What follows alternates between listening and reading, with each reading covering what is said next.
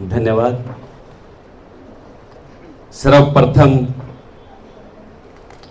भारतीय संविधान के निर्माता करोड़ों करोड़ों लोगों को जानवर से इंसान बनाने वाले, गुलामी की बेड़ियां काटने वाले, पैदल लोगों को तख्त पे बैठाने वाले, नारी का सम्मान करने वाले, गरीब मजदूर किसानों को उनके हक दिलवाने वाले और अपने जीवन को, अपने बच्चों को समाज के प्रति कुर्बान करने वाले परम पूज्य बाबा साहब डॉक्टर अंबेडकर के चरणों में कोटि कोटि वंदन करता हूं। और उन्हीं के आध्यात्मिक गुरु जिन्होंने सर्वप्रथम 1848 में सेल्फ रिस्पेक्ट मूवमेंट का आगाज किया, यह बताने का प्रयास किया कि इस देश में आत्मसम्मान से कैसे जीना है और यह क्यों जरूरी है, इसका आभास करवाने वाले परम पूज्य ज्योतिबा फूले के चरणों में भी कोटि कोटि वंदन करता हूं। और हमारे महापुरुषों को गांव गांव तक, गली गली पहुंचाने वाले, उनके जीवन परिचय व उनको ढूंढ ढूंढ करके आप लोगों के बीच में लेके आए, बेजुबानों को जुबान दी और इस देश के अंदर घर घर में नेता पैदा किया। ऐसी शख्सियत मान्यवर साहब कांशीराम जी को भी मैं कोटि कोटि वंदन और नमन करता हूं।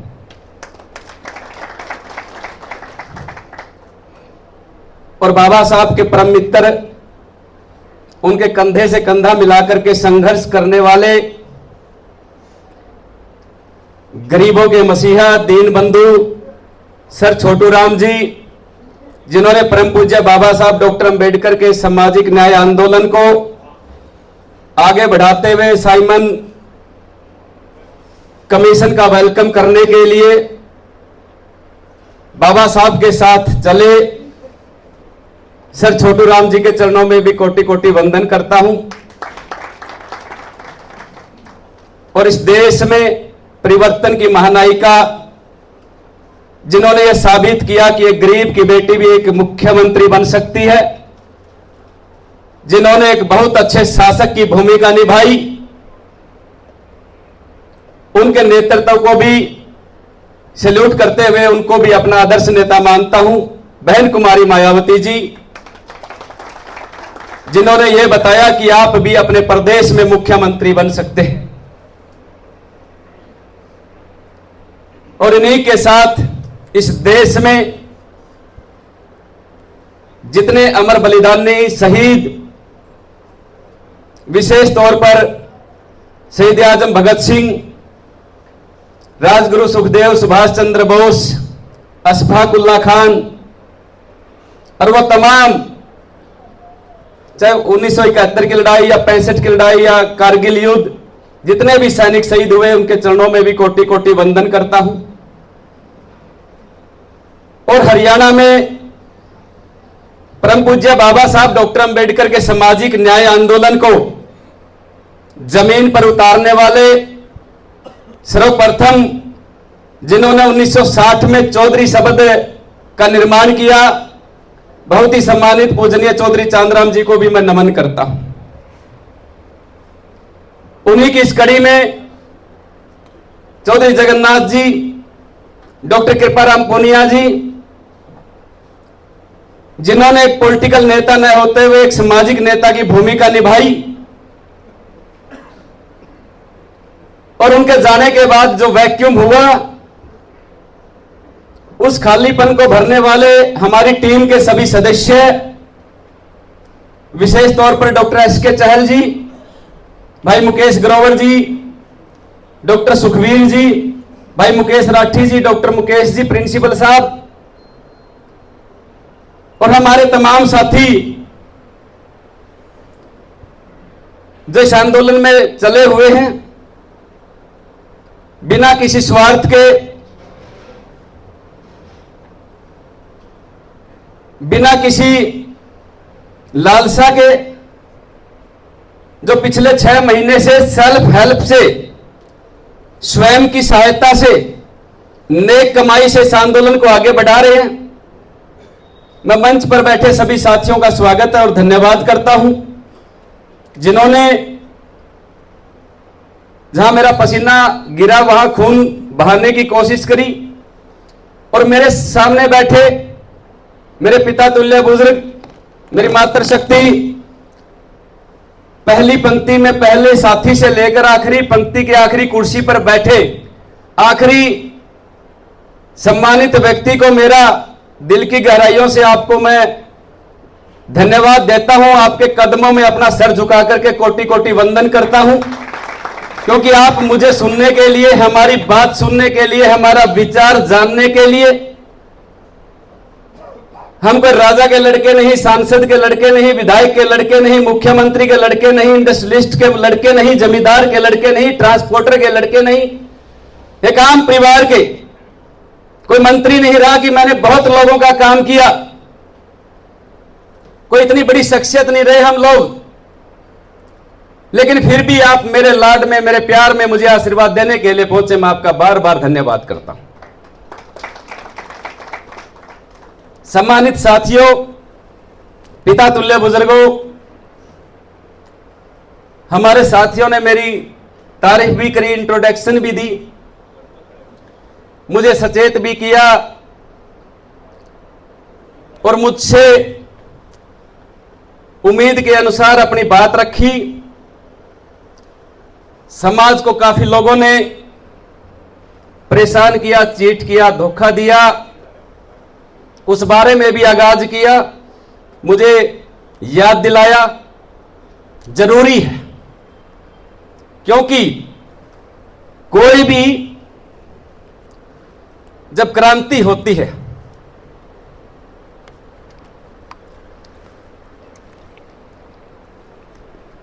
कोई भी आंदोलन होता है, कोई माहौल बनता है, वो समाज को मजबूत करने के लिए, न्याय दिलाने के लिए होता है। और इस प्रदेश में बहुत बार माहौल बना, क्रांति हुई या आंदोलन हुए, जिस चीज के लिए वो हुए हम वहां तक नहीं पहुंच पाए। मैं आलोचना नहीं करता, मैं आलोचना नहीं करता कि नेताओं में कमी थी, ना कोई कमी निकालता उनके अंदर। सबके अंदर एक अपना अपना काम करने का तरीका है, अपनी अपनी एक क्षमता है कि कौन इस कारवां को कहां तक ले जाएगा। मुझे भी बहुत लोग पूछते हैं, किसी से मिलने जाता हूं, इनविटेशन देने जाता हूं तो इंटरव्यू ले लेते हैं मेरा, कैसे करोगे, ये हो गया तो फिर क्या होगा। उसने भी किया था, वो तो नहीं कामयाब हुआ।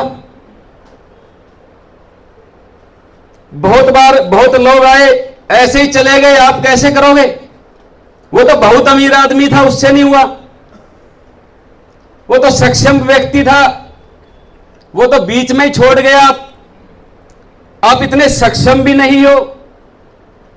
तरह तरह की चीजें जो उनके मन में सवाल हैं, और वो सवाल उस व्यक्ति का नहीं है, वो जनता का है, समाज का भी है, मैं ऐसा मानता हूं। वो जायज भी है, क्योंकि कोई भी जब आंदोलन होता है तो वह नेताओं का निर्माण करता है, और नेताओं के निर्माण होने के बाद समाज में विकास आता है, समाज आगे बढ़ता है। इस देश में सबसे पहला आंदोलन महात्मा ज्योतिबा फुले ने किया तो बाबा साहब अंबेडकर का निर्माण हुआ। बाबा साहब अंबेडकर ने आंदोलन किया, संविधान का निर्माण हुआ। करोड़ों करोड़ों लोग जो पैदल थे, तख्त पे बैठे, आंदोलन था वो भी। मान्यवर साहब कांसीराम आंदोलन ने जो आंदोलन किया, उससे बहन कुमारी मायावती जी निकली, मुख्यमंत्री बनी। बामसेफ का आंदोलन था वो। बामसेफ के लोगों ने अपनी नौकरी की परवाह नहीं की, अपनी नेक कमाई सारी झोंक दी, टांगे टेढ़ी कर ली, घर परिवार खराब कर लिए, बच्चों के गुनहगार बन गए, लेकिन एक मंजिल तक पहुंचाने का काम किया, एक बात को, एक विचार को। जब किसी नेता का निर्माण होता है तो वो लाखों करोड़ों लोगों को उसके लिए समय, धन, सारी चीज देनी पड़ती है। बामसेफ के आंदोलन से बहन जी निकली, उसके बाद इस देश के अंदर एक जयप्रकाश नारायण का आंदोलन हुआ। 3 मुख्यमंत्री निकले, मुलायम सिंह यादव, लालू प्रसाद यादव और नीतीश कुमार, और एक प्रधानमंत्री निकला जिसका नाम था चौधरी चरण सिंह। ये सब आंदोलन की देन है। उसके बाद फिर दिल्ली में एक आंदोलन हुआ। वो आंदोलन सच्चा था, झूठा था, उसके पीछे क्या बैकग्राउंड था उसमें जाना नहीं चाहता, सब जानते हैं। उससे भी एक मुख्यमंत्री निकला दिल्ली का, वो भी एक आंदोलन था। ये बात मैं इसलिए कह रहा हूं कि जब भी कोई आंदोलन होता है उससे मुख्यमंत्री निकलते हैं, और हरियाणा में भी हम एक आंदोलन चलाना चाहते हैं, एक आंदोलन करना चाहते हैं। कोई थाली में सजा के चीजें नहीं देता।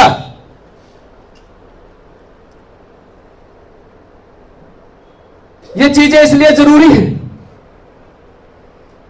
कि जिसकी संख्या या जिस समाज की तरक्की शिक्षा पे आधारित हो, और शिक्षा लेकर के उसका जीवन, उसके उत्थान में नौकरी सबसे बड़ी भूमिका हो, और उन दोनों चीजों पे खतरा मंडराए, तो फिर चिंतन जरूरी है। हमारी पहली पीढ़ी पेंशन वाली थी, दूसरी पीढ़ी बिना पेंशन की है, और तीसरी पीढ़ी बिना नौकरी की होगी। इस बात को समझ के चलो, इसलिए आंदोलन जरूरी है। कोई आदमी इस धोखे में बैठा हो, गलतफहमी में हो कि मेरे घर में 3 नौकरी हैं, 4 कोठी हैं, या मैं सक्षम हूं। हो सकता है 5000 लोगों में एक व्यक्ति हो, आप समाज नहीं हो, और ये चीजें भी चली जाएंगी, ये चीजें भी चली जाएंगी, छीन ली जाएंगी, अगर आपकी सत्ता में हिस्सेदारी ना हो। दूसरा दे दो। अगर आपकी सत्ता में हिस्सेदारी नहीं तो ये चीजें भी छीन ली जाएंगी। दे दो दूसरा। हाँ यही है। Hello hello. ये चीजें भी सतत लगातार आपके पास नहीं रहेंगी, क्योंकि ऐसा होता रहा है। पहले आप पावरफुल पोस्ट पे होते थे, 10 लोगों का भी काम कर सकते थे। धीरे धीरे आपको पावरलेस किया गया। चाहे आप कितनी बड़ी नौकरी पे हो, आपका विकल्प आपके पास बैठा दिया गया। जो काम आप करते थे एज ए अधिकारी, एज ए ऑफिसर, अब वो काम आप नहीं करते। अब आपसे वही काम लिया जाता है जो आपके प्रोटोकॉल और गाइडलाइंस में नहीं है। तो इतनी सारी चीजें हो रही हैं। बहुत से लोग कहते हैं कि संविधान को तो कोई खतरा नहीं है, ऐसे कैसे बदल देंगे। मैं कहता हूं ये कोई किताब नहीं है जिसको बदल देंगे। संविधान में दिए अधिकार ही धीरे धीरे खत्म कर दिए तो संविधान ही बदला जाता है। और हर कर्मचारी और हर अधिकारी इस चीज का गवाह है कि आज उनके अधिकार और उनका कार्य क्षेत्र सीमित कर दिया गया है। वो अपने डिपार्टमेंट में शेर की तरह नहीं घुसते, वो बिल्ली की तरह घुसते हैं और बिल्ली की तरह निकल आते हैं। सारे तो सत्यवान सरोहा जी नहीं है, ये सारे मजबूत लोग नहीं हैं। ऐसा नहीं है कि वो कायर ही या डरपोक हैं। उन्होंने वो व्यवहार नहीं सीखा कि जिससे वो अपने अधिकार छीन सके। या वो समय की नजाकत को देखते हुए गर्दन झुका करके चुप हैं कि समय आएगा देख लेंगे। जो लोग समय पर धैर्य रखते हैं वो बाद में धज्जियां भी उड़ाते हैं, ऐसे भी बहुत लोग होते हैं। तो हमारा जो आंदोलन है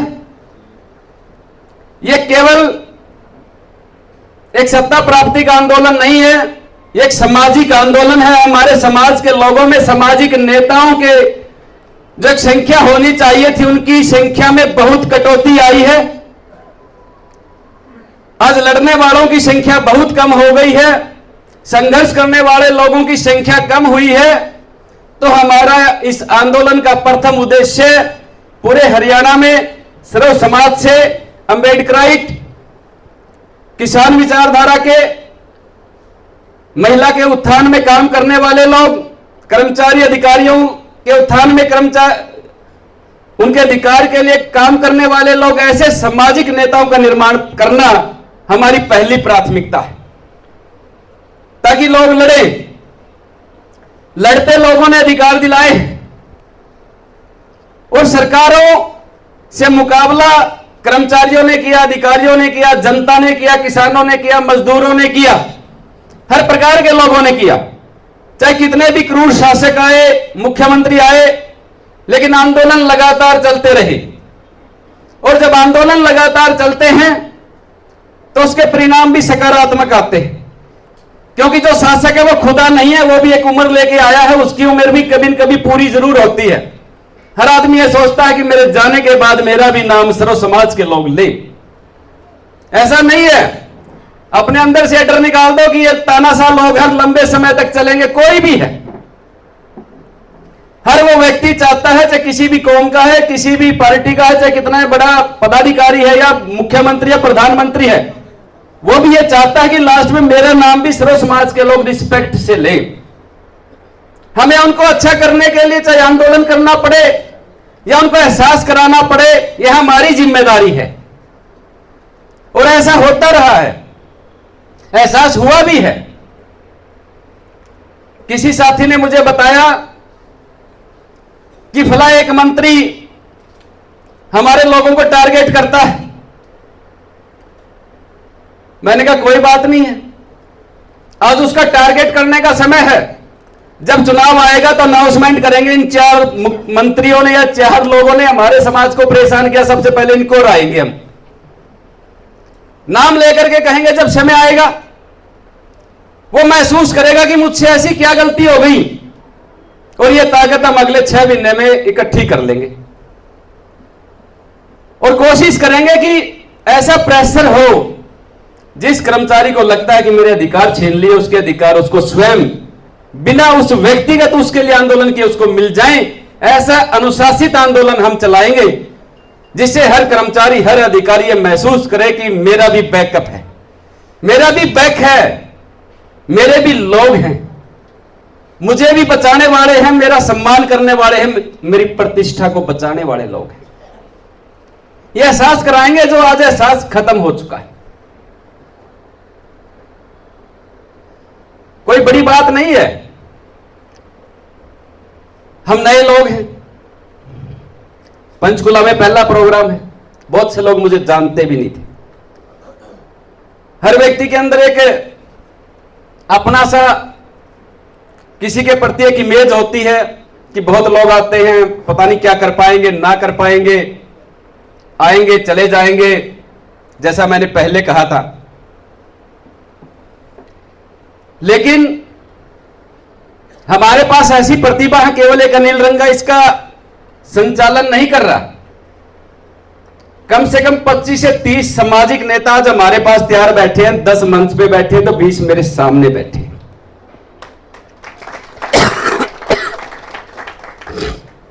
अगर कल सरकार मुझे किसी मामले में धोखे से, छल कपट से या किसी भी प्रकार के दबाव में हरास करती है, गिरफ्तार करती है या कोई दिक्कत पैदा करती है, तो 20 अनिल रंगा हमने तैयार कर रखे हैं।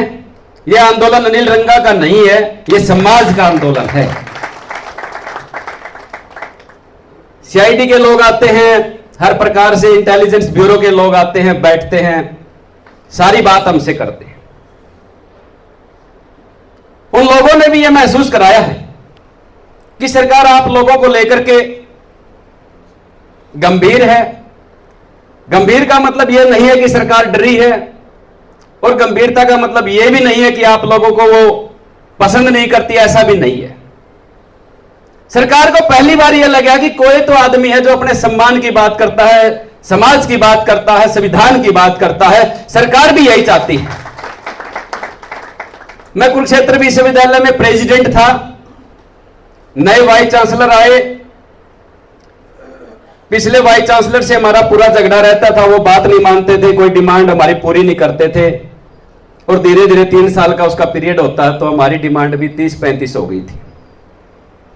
नया वाइस चांसलर आया तो मैंने उससे कहा, गुलदस्ता दिया, स्वागत किया, और मैंने कहा जी हमारी कुछ समस्याएं हैं, इनका समाधान कर दो आप। उसने कहा कि समस्याओं का समाधान ऐसे नहीं होता, आप इसके लिए रणनीति बनाओ, मीटिंग बुलाओ। मेरी सीआईडी रिपोर्ट देगी कि एक मीटिंग हो रही है जी, आपके खिलाफ बगावत हो रही है, और फिर आप मेरा एक पुतला लेके आओ, मेरे खिलाफ नारे लगाते आओ, और मेरे ऑफिस के सामने मेरा पुतला जलाओ, मुझे अब शब्द बोलो, मुझे गाली दो,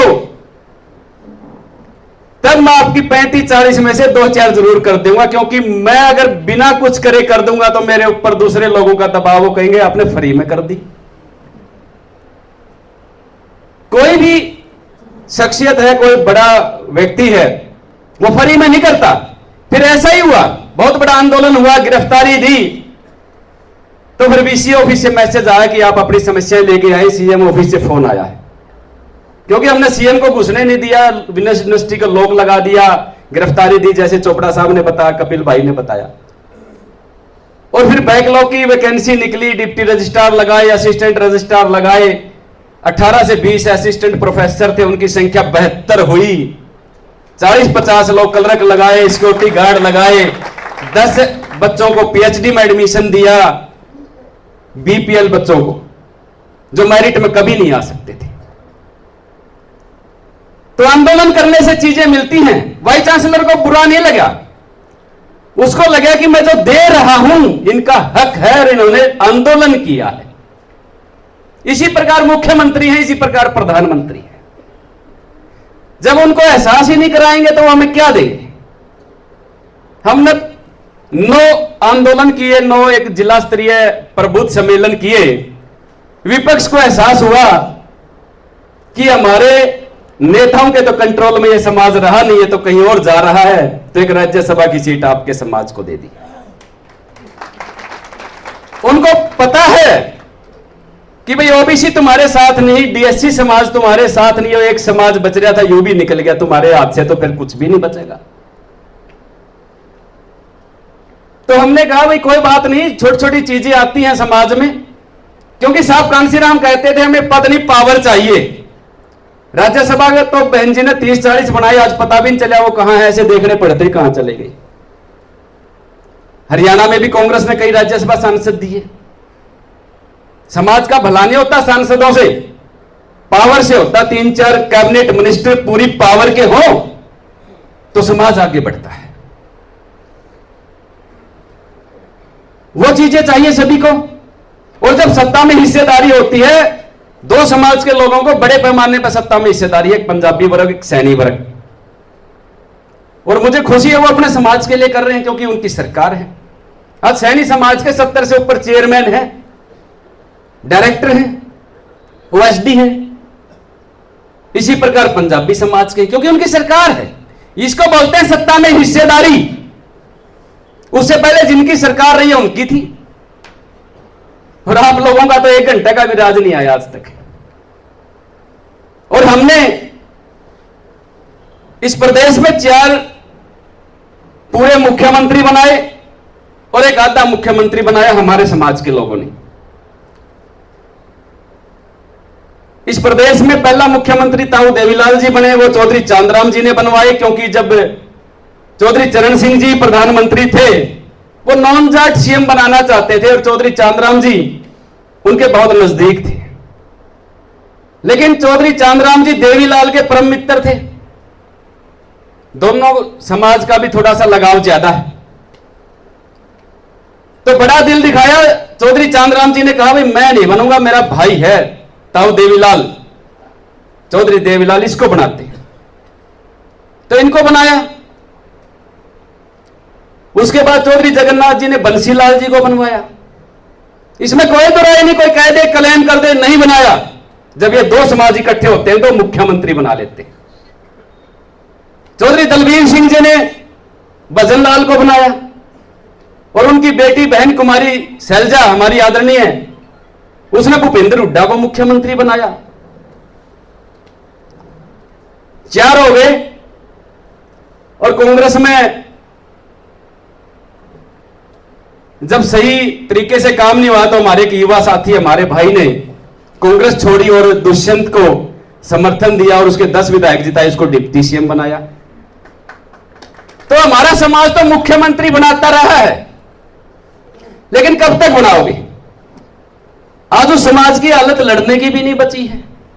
वो भी आपके इंतजार में बैठे कि आप आंदोलन करो, हम आपका साथ देंगे। आपने 4.5 मुख्यमंत्री बनाए हैं, अब की बार हम आपका भी बना सकते हैं, क्योंकि वो तभी बनेंगे जब हम चाहेंगे। ये सारा हरियाणा जानता है, वो तभी बनेंगे जब हम चाहेंगे। तो इसलिए आपकी पावर बहुत ज्यादा है। अरे ये बात इसलिए मैं कह रहा हूं, ये एक सामाजिक बात है, जानकारी के लिए है। हर व्यक्ति को गर्व और गौरव महसूस होना चाहिए। हरियाणा में सम्मानित जाट समाज 26% है, 4% सिख, टोटल 30%।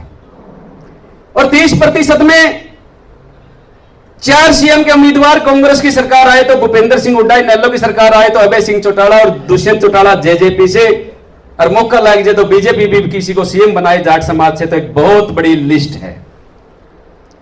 6.5% पे 7% पे एक सीएम का उम्मीदवार है। और हरियाणा में शेड्यूल कास्ट डॉक्यूमेंट में चाहे 19 कहे, 21 कहे, 20 कहे, 25% है, पूरा 25%। और 25% में 15-16% अकेला आपका चमार समाज, टोटल 25%। एक ढंग का कैबिनेट मिनिस्टर नहीं आपका, जो ये कहते भाई कोई दिक्कत नहीं, कोई समस्या तो मेरे पास आओ, खुले दरबार है, खुला घर है। इसी गणित को समझने की जरूरत है। जिस दिन ये गणित समझ लिया, हमारे उत्तर प्रदेश के परिवारों ने, भाइयों ने सामाजिक आंदोलन चलाकर मुख्यमंत्री बनाए, और अगले 20 साल बाद जो नेता बनेगा वो भी पैदा कर रखा उन लोगों ने। इतने समझदार लोग हैं जो आने वाले समय में नेतृत्व करेगा। लेकिन हरियाणा में कोई नेतृत्व नहीं है। बाहर से कोई आकर के आपको सीएम नहीं बना सकता।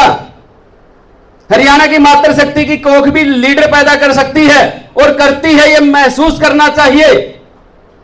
अपने बच्चों पे भरोसा करना चाहिए, अपने खून पे भरोसा करना चाहिए कि हमारे बच्चे भी सरकार बना सकते हैं। 40 साल हमने एक व्यवस्था को दिए, 4 साल अपने बच्चों को दे दो, अपने छोरों को दे दो, आपकी भी सरकार बन जाएगी। भरोसा तो करो। ये तय कर लिया हम कभी सरकार नहीं बनाएंगे, कुछ भी मुश्किल नहीं है। कुछ भी ऐसा नहीं है कि जो असंभव है। आज तक बहुत आसान, सबको जानकारी है, हर चीज की जानकारी है। जो आंदोलन हमने चलाया है, इससे बेटर कोई आंदोलन चलाएगा सर्व समाज को लेकर, हम उसका समर्थन कर देंगे, क्योंकि सरकार बननी चाहिए। यह नहीं है कि हम ही करेंगे, चाहे अच्छा हो चाहे बुरा हो, हम ही करेंगे, ऐसा नहीं है।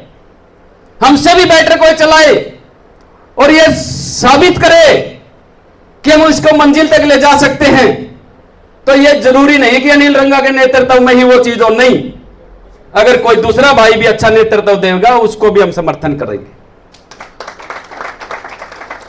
यह जरूरी है। चीजें बदलती रहनी चाहिए, सत्ता भी बदलती रहनी चाहिए। जब सत्ता बदलती है तो संविधान सुरक्षित रहता है। यह बहुत जरूरी बात है, क्योंकि नेता डरेंगे, पार्टी भी डरेगी अगर अच्छे से काम नहीं करे, सब सर्व समाज की बात नहीं करे, तो जनता हमें बदल देगी। हमारा वोट कैसे पड़ता है? किसी को जिताने के लिए और किसी को हराने के लिए। दो प्रकार से वोट डलता है। जीतने के लिए वोट नहीं पड़ता, खुद के जीतने के लिए, स्वयं के जीतने के लिए हम भरोसा ही नहीं करते। कॉन्फिडेंस लेवल बिल्कुल शून्य है। हम बट गए हैं छोटे छोटे जिला क्षेत्र के, जो हमारी चाहे संस्थाएं हैं चाहे भवन है, वहां बट गए। मैं कहता हूं वहां की लड़ाई भी लड़ते रहो आपस में, कोई मना नहीं करता। जब प्रदेश स्तर की कोई बात हो तो एक हो जाओ, और होते भी हैं लोग, और ये बदलाव हो रहा है। ये 10वां जिला है, 10 के 10 जिलों में आज तक हम कम से कम 10,000 जो प्रबुद्ध लोग हैं उन तक अपनी बात पहुंचा चुके हैं। और जब तक 23 जिले कंप्लीट होंगे, हम करीब 1 लाख प्रबुद्ध लोगों को ये अपनी बात पहुंचा देंगे। आप लोगों से क्यों चर्चा कर रहे हैं हम लोग? वो बात इसलिए कर रहे हैं, भीड़ भी कर सकते हैं। अभी जींद का कार्यक्रम था, 1000 से 1500 के बीच में लोग थे, सारे प्रबुद्ध लोग थे। भीड़ भी इकट्ठी कर सकते हैं, गाड़ियां भर भर के आ सकती हैं, लेबर की भी आएंगी, और भी अन्य महिलाओं को भी भर के ला सकते हैं। लेकिन उनकी जरूरत नहीं है अभी। वो इसलिए पहले अपने विचार को प्रबुद्ध लोगों के बीच में छोड़ दो, सब गुणा भाग घटा सब जोड़ सब निकाल देंगे। और जब वो पॉजिटिव शेप लेगा तो विरोधी लोग, विरोधी पार्टी से कितने बड़ा षड्यंत्र रच दे, एआई का जमाना है, वीडियो बना दे, फोटो बना दे किसी के साथ, तो प्रबुद्ध समाज डटकर मुकाबला करेगा कि ये झूठ है। मजदूर गरीब आदमी नहीं कर पाएगा, वो समझ ही नहीं पाएगा। इसलिए प्रबुद्ध समाज से अपनी बात करें। और प्रबुद्ध समाज, प्रबुद्ध लोग, तो किसी भी जाति के, या मंच पे वाल्मीकि समाज का भाई बैठा है, धानक समाज का भाई बैठा है, सैनी साहब बैठे, सिख समाज से बैठे, सामने भी बैठे हैं रावी साहब बैठे जाट समाज से। हमारे विचार में ताकत होनी चाहिए, उसमें कल्याण का पुट होना चाहिए, आभास होना चाहिए, हर व्यक्ति आपसे जुड़ेगा। और जुड़ना चाहते हैं लोग, बदलाव आ सकता है। साहब कांसीराम ने ऐसा फार्मूला दिया कि कोई भी व्यक्ति, किसी भी स्टेट का, किसी भी जाति का व्यक्ति उस फार्मूले को, जैसे मैथ का फार्मूला इंग्लैंड में बना है, तो इंडिया में भी उसकी वही वैल्यू है। उन्होंने जो थ्योरी दी है वो रसायन शास्त्री थे, उनको थोड़े से दिन स्टडी करके केजरीवाल ने 2 स्टेट में सरकार बना ली। मैं सीख के आया हूं सारी चीजें वहां से कि उन्होंने कैसे बनाई, कैसे सिस्टम बना। उनके पास तो अपना पर्सनल वोट बैंक भी नहीं है। हरियाणा में एक भी बढ़िया ने उसकी वोट नहीं दी, 0 रिजल्ट। पंजाब में उसने वो फार्मूला सेट किया कि जिसकी जितनी संख्या भारी उसकी उतनी हिस्सेदारी, जट सिख समाज से मुख्यमंत्री का चेहरा दिया और सरकार बन गई। जो व्यक्ति 2-2 स्टेट में सरकार बना सकता है, और बाबा साहब के नाम पे बना ली, भगत सिंह के नाम पे बना ली, क्योंकि ये दोनों विचारधाराओं को हमारे लोगों ने छोड़ दिया। भगत सिंह को कम्युनिस्ट पार्टी के लोग चलाते थे, उन्होंने भी इसको छोड़ दिया। और बाबा साहब अंबेडकर को भी राजनीतिक तरीके से, उसको जिस प्रकार से समझना चाहिए था उस तरीके से नहीं समझा। सिर्फ पैसा पैसा, चंदा चंदा, वहां तक सीमित कर दी चीजें। या तो राज ले लो या पैसा इकट्ठा कर लो, एक चीज चलेगी। बहुत लोग हमारे साथियों को भी कहते हैं, मुझे भी कहते हैं कि सत्ता में कैसे हिस्सेदारी दिलाओगे, पैसा बहुत लगता है। गोपाल कांडा ने पार्टी बनाई, चली नहीं। विनोद शर्मा ने पार्टी बनाई, चली नहीं। बंसीलाल ने बनाई, भजनलाल ने बनाई, चली नहीं। बड़े बड़े दिग्गज नेता थे, 1000-1000 करोड़ के मालिक थे। आप कैसे चलाओगे, कैसे करोगे? मैंने कहा भाई मेरा समाज इतना मजबूत है, एक दिन बीड़ी छोड़ देगा तो 10 करोड़ रुपए इकट्ठे हो जाएंगे, और एक दिन की शराब छोड़ देगा तो 50 करोड़ रुपए इकट्ठे हो जाएंगे। पैसा तो समाज के पास बेशुमार है, हम लेंगे ही नहीं नेक कमाई उनकी, बहुत दे दी उन लोगों ने। परिवार की मजबूती के लिए, रिश्तेदारों की मजबूती के लिए, पता नहीं कहां कहां समाज चंदा देता है बेचारा।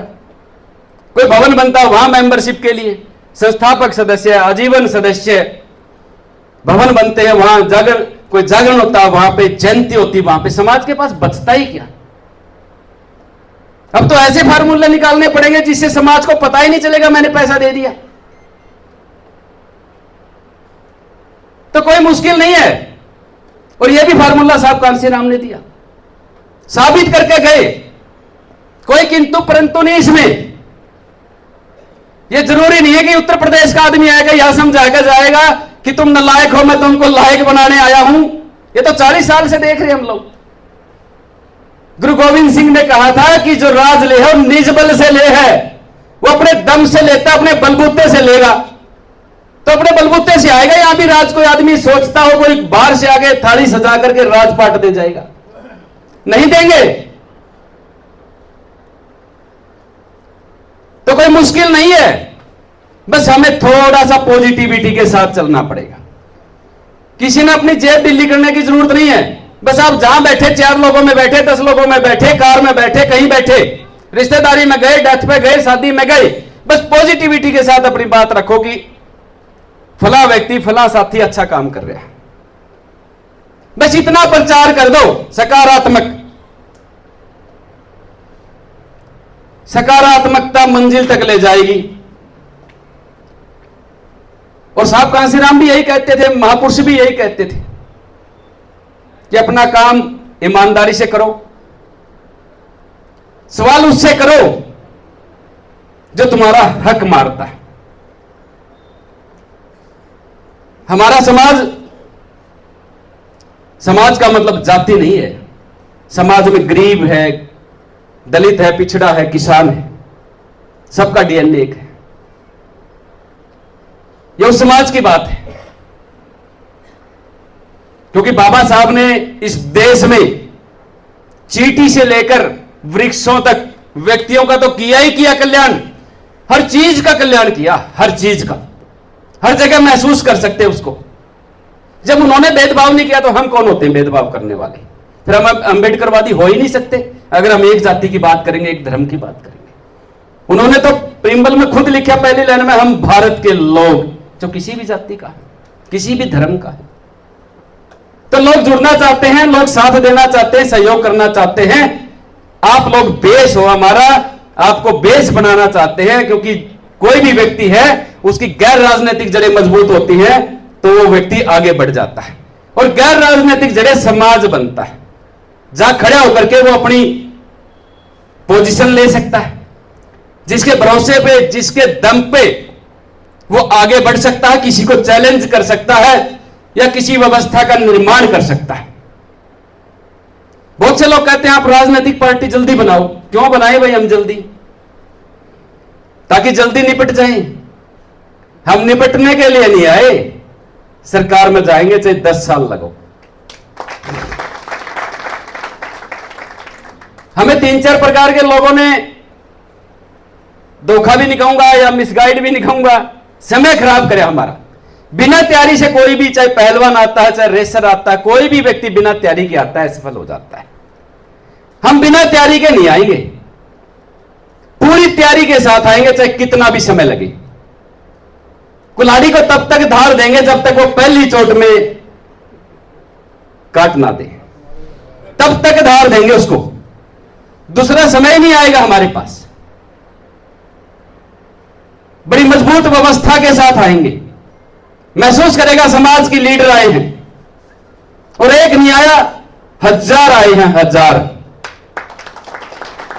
आज किसान समाज के बड़े बड़े बढ़िया बढ़िया युवा हमारे संपर्क में आते हैं। इन बड़ी बड़ी पार्टियों में बुढ़े हो गए, टिकट नहीं मिली। ऐसे हमारे लोग हैं।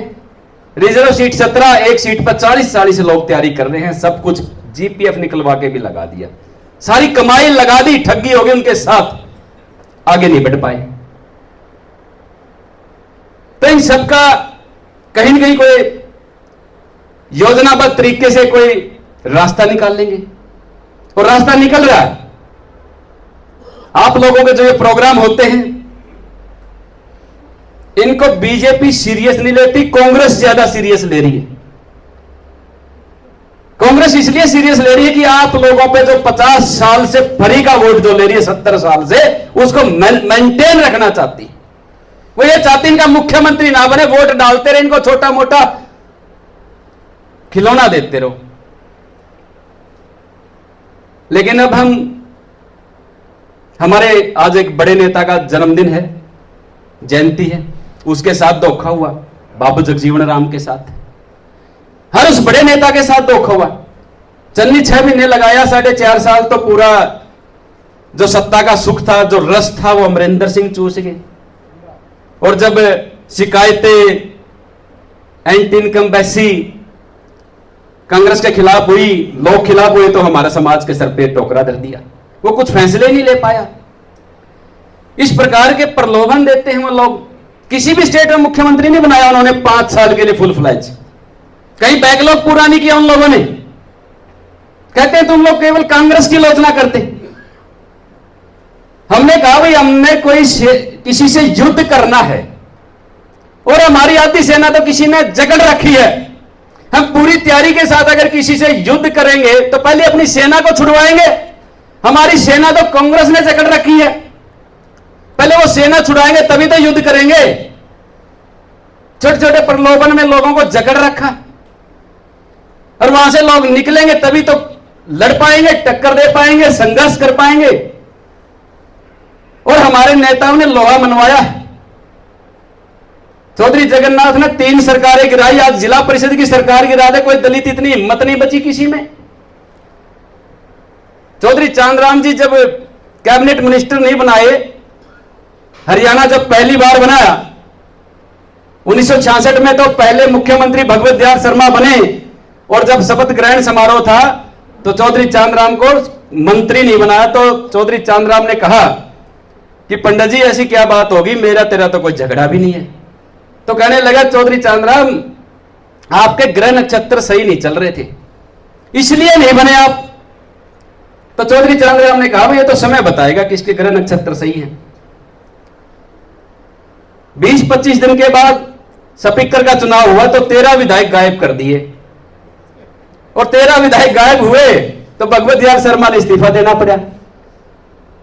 और राव वीरेंद्र सिंह, राव इंद्रजीत के पिताजी मुख्यमंत्री बने, खुद डिप्टी सीएम बने चौधरी चांदराम जी।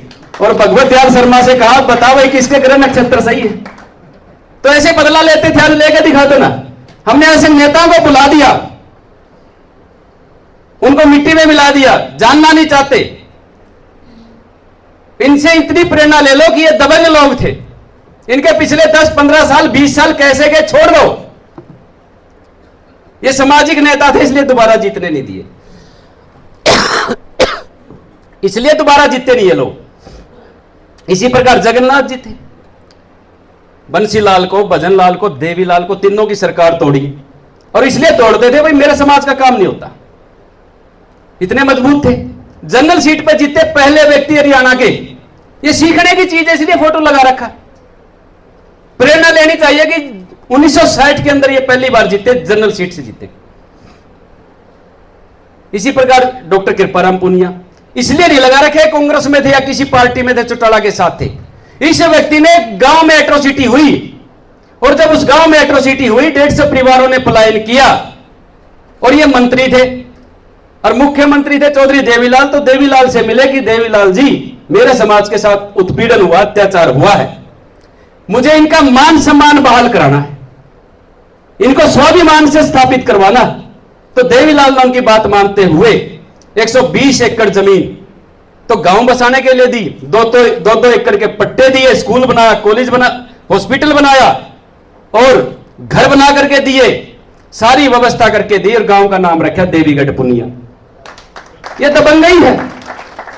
आज का नेता 50 गज का प्लाट नहीं दिला सकता, हमारे लोगों की छोटी छोटी पर्चियां नहीं पकड़ सकता, इसलिए इनके फोटो लगे, इन्होंने कुछ करके दिखाया।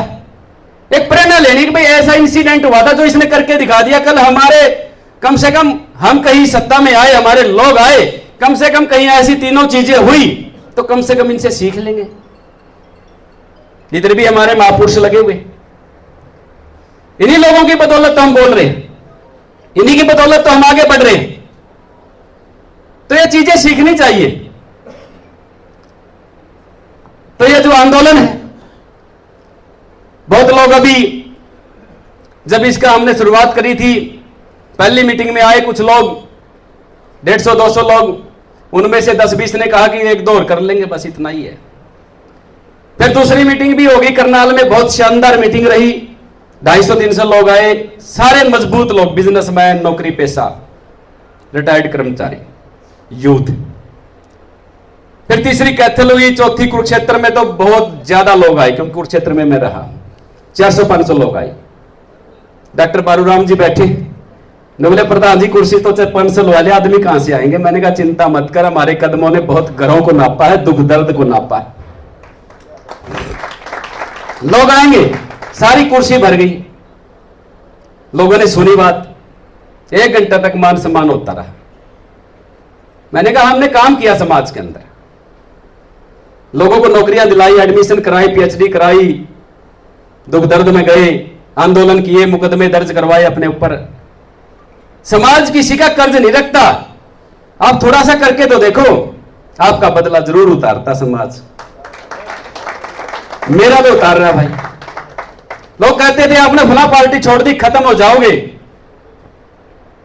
मैं दूसरी पार्टी में गया, मेरा चुनाव उसी पार्टी के लोगों ने लड़वाया, उन्हीं लोगों ने लड़वाया जो लोग ये कहते थे खत्म हो जाओगे, पैसे से, गाड़ी से, सब कुछ।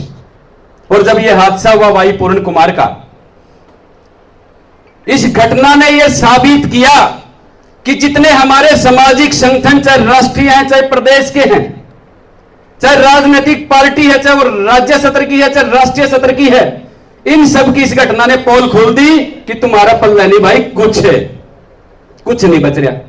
अगर कुछ होता तो उसको मरने की जरूरत नहीं थी। आप लोग उसको कायर भी कह सकते हो, कुछ भी कह सकते हो, लेकिन वो व्यक्ति बहुत जगह गया, बहुत नेताओं से मिला, लेकिन कुछ नहीं मिला, उसको मरना पड़ा लास्ट में। तो हम यही चाहते हैं कि हमारा कर्मचारी, हमारा अधिकारी, हमारे लोग किसी भी समाज के अगर हमारे पास आएंगे या हम उनके पास जाएंगे, हमें पता चलेगा भाई आत्महत्या की जरूरत नहीं पड़ेगी, मजबूती के साथ रहेंगे, पूरी लड़ाई लड़ेंगे। और आज हमने इतनी क्षमता एकत्रित कर ली है कि जब आपको जरूरत पड़े हमारी, तो 10,000 लोग मुख्यमंत्री निवास के सामने बैठा देंगे कि मुख्यमंत्री जी क्यों दिक्कत है, हमारा आदमी की दिक्कत क्यों कर रहे हो, हमारे आदमी को, इसकी समस्या का समाधान क्यों नहीं करते, कोई बताए हमें। आज इतनी क्षमता हमने कर ली और ये बढ़ती जाएगी। कोई भी राजनीतिक पार्टी है, सत्ता की पार्टी है, रूलिंग क्लास है, वो किसी जातीय संगठन से नहीं डरती, वो किसी सामाजिक संगठन से नहीं डरती, वो राजनीतिक पार्टी से डरती भी है और उसका सम्मान भी करती है, क्योंकि वो उसका अल्टरनेट है। सामाजिक संगठन में अल्टरनेट नहीं है। कोई कह दे भाई सामाजिक संगठन हमारा बहुत मजबूत है, हम बदल देंगे, ये कर देंगे, नहीं, राजनीतिक पार्टी अल्टरनेट है। तो इसलिए आज पंचकुला के लोगों ने जो बाहें फैला करके हमारा सम्मान किया, विशेष तौर पर इस सभा के सभी पदाधिकारी और जितने भी भिन्न भिन्न विभागों से, कॉलोनियों से, सेक्टर से, क्षेत्र से आए, एक एक व्यक्ति ने हमें जो मान सम्मान दिया, जो हमें तवज्जो दी, इतना कीमती समय, बहुत कीमती समय। आज 4 आदमी कहीं पंचायतों इकट्ठे नहीं होते, सच बता रहा हूं, कोई डेथ होती है तब जाकर के इकट्ठे होते हैं। लेकिन हमारे प्रयासों ने, हमारे साथियों के प्रयासों ने, आपके त्याग ने, जो आपने समय का त्याग किया, इसके लिए मैं बार बार सैल्यूट करता हूं, बार बार सलाम करता हूं। एक छोटी सी बात कह के अपनी बात खत्म करूंगा कि परिवर्तन का समय पीड़ादायक होता है, लेकिन परिवर्तन कभी पीड़ादायक नहीं रहा। बाबा साहब ने पार्टी बनाई, आरपीआई, नहीं चली, दूसरे मान्यवर आए, उन्होंने पूरा सामाजिक अध्ययन किया, 20 साल तक 1964 में नौकरी छोड़ी, 1984 में पार्टी बनाई और साबित किया कि पार्टियों से सरकारें नहीं बनती, विचार से सरकार बनती है, नेताओं से सरकार बनती है।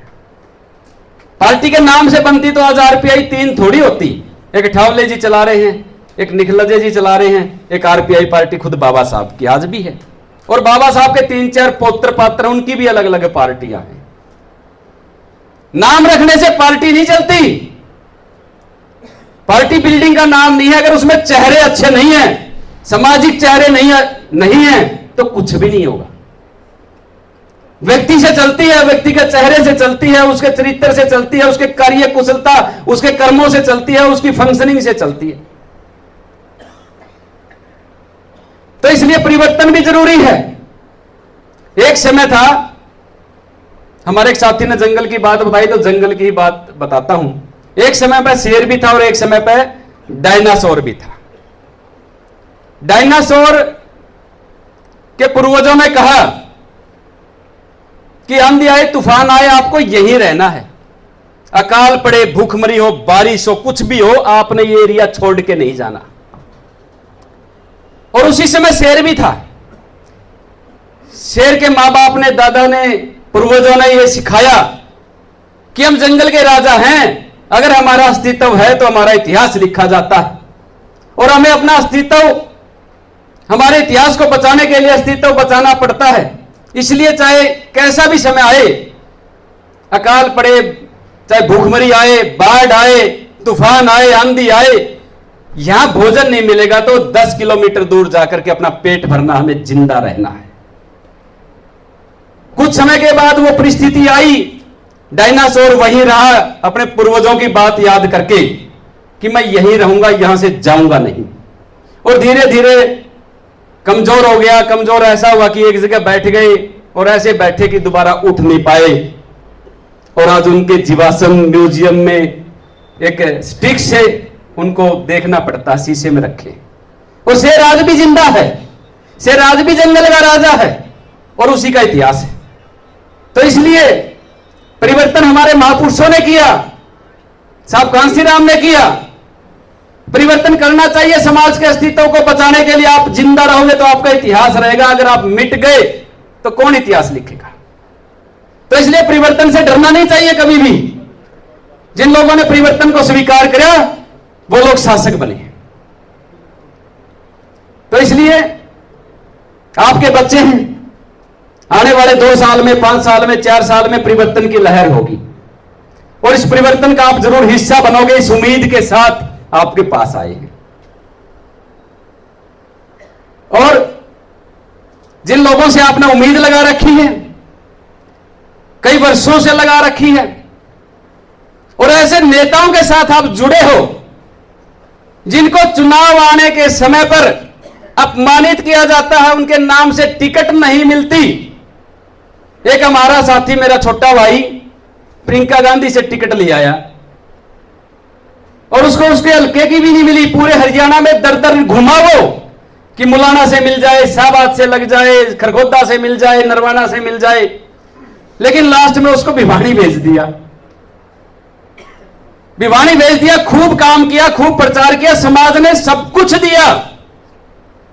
और एक नेता रोहतक से जाता है, आखिरी दिन चुनाव प्रचार का था, तो उसने कहा मंच पे कि भाई ये भाई बहुत सक्षम है, बहुत मजबूत है, बड़े नेता का हाथ है, ये मुख्यमंत्री भी बन सकता है। और इस बात ने उस आदमी की जमानत जब्त करवा दी। समझ सकते हो ना मेरी बात। लगे रहो किसी के साथ, उसका भविष्य तय दूसरे लोग करते हैं, अपमानित होना पड़ता उनको। शैलजा जी को कितना अपमानित होना पड़ा। जनता 75 सीट देना चाहती थी, नवलेना 46 से 47 लेवांगे, आज बाहर बैठे। जो जनता का अपमान करता है बाहर बैठता है।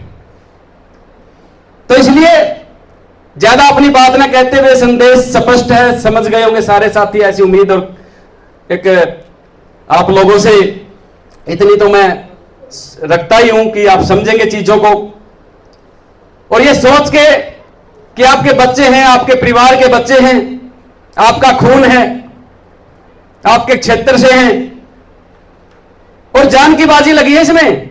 कोई आदमी ये सोचे कि जरा सा काम है, ये जरा सा काम नहीं है, ये जिंदगानियों का खेल है। और आज आपके सामने मैं जो खड़ा हूं, इस खड़ा होने के लिए कोई 2 साल, 4 साल, 10 साल का समय नहीं लगा, 28 साल का समय लग गया। एक लंबा अरसा लगता है। कोई आदमी सोचे मैं 4-5 साल में समाज का नेतृत्व कर लूं, बहुत कुछ सीखना पड़ता है, अभी भी बहुत कुछ सीखना पड़ेगा। आज तो इतने कड़े फैसले ले रहे हैं, बड़े फैसलों पे चर्चा कर रहे हैं, आपके सामने बड़ी बड़ी बातें कर रहे हैं। कुछ साथी तो ये सोचेंगे बहुत आए ऐसे ऐसे बोलने वाले, हमारे समाज ने दूसरे प्रदेशों से आए नेताओं को भी अमीर भी बनाया और अपना समय भी दिया, लास्ट में ठगी मिली। अरे अपने भाइयों से मत कहो चीट करो, चीट तो तुम्हें वो लोग कर गए जो बाहर से आते थे, जिनको तुमने सर्वस्व दे दिया, शरीर दिया, नौकरियां दी। मैं खुद गवर्नमेंट जॉब छोड़ के मैंने पार्टी ज्वाइन की थी, कोई कर लो ना, आज चूल्हा नहीं जलेगा 7 दिन। हम क्या चीट करेंगे? चीटिंग तो हमारे साथ हुई है और हम बदला नहीं लेंगे, बदलाव लाएंगे। हम ये साबित करेंगे कि हम नालायक लोग नहीं है, लायक लोग हैं। हमारे सामने हमारे मां बाप बैठे हैं, इनको हम ये दिखाएंगे कि आपके बच्चे लायक हैं, नालायक नहीं है। ये साबित करेंगे हम लोग। बाहर से आते कहते हैं नालायक लोगों को लायक बनाने आए हैं। हम लायक लोग हैं भाई। हमने भी साहब को पढ़ा है, बाबा साहब को पढ़ा, छोटूराम को पढ़ा है, चौधरी चांदराम को पढ़ा है, ज्योतिबा फुले को पढ़ा है। हमारे बाप दादाओं ने खेती भी करी है, सारे काम करे हैं, पेट पे कपड़ा बांध के हमें पढ़ाया लिखाया है।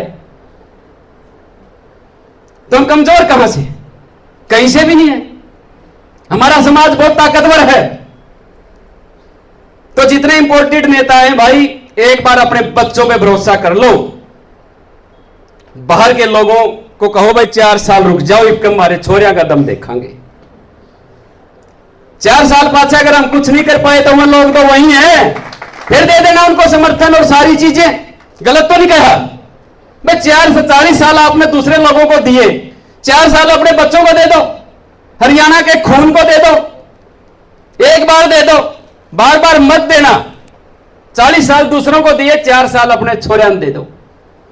कुछ नहीं कर पाए तो मैं 40 साल वाले तो वहीं बैठे हैं भाई, फिर दे दोगे उनको? तो हाथ जोड़ के विनती है, सर झुका करके विनती है, प्रार्थना है, एक मौका आपके बच्चों को दे दो जो मंच पर बैठे और जो आने वाले समय में हमारे साथ जुड़ेंगे, पूरी ईमानदारी से काम करेंगे, नेक नियति से काम करेंगे, आपके साथ ठगी नहीं होने देंगे। ठगी तो 70 साल से हो रही है, ठगी अब दूसरे लोग कर रहे हैं, उस ठगी की हम चर्चा नहीं करते। जो लोग डाका डाल रहे हैं, आदमी भी मार रहे हैं, उनकी हम चर्चा नहीं कर रहे। हमारे लोग जो चोरी की बात कह रहे हैं, जो करीबी नहीं है, इन चीजों को छोड़ दो, बड़ी बातें करो, बड़ा सोचो। रंगा साहब ने भी कहा था भाई सर्वे सर्वा बनो। हमारा समाज में सारी ताकत है, तन की, मन की, धन की, जमीन की, बंदूक की, सारी ताकत है।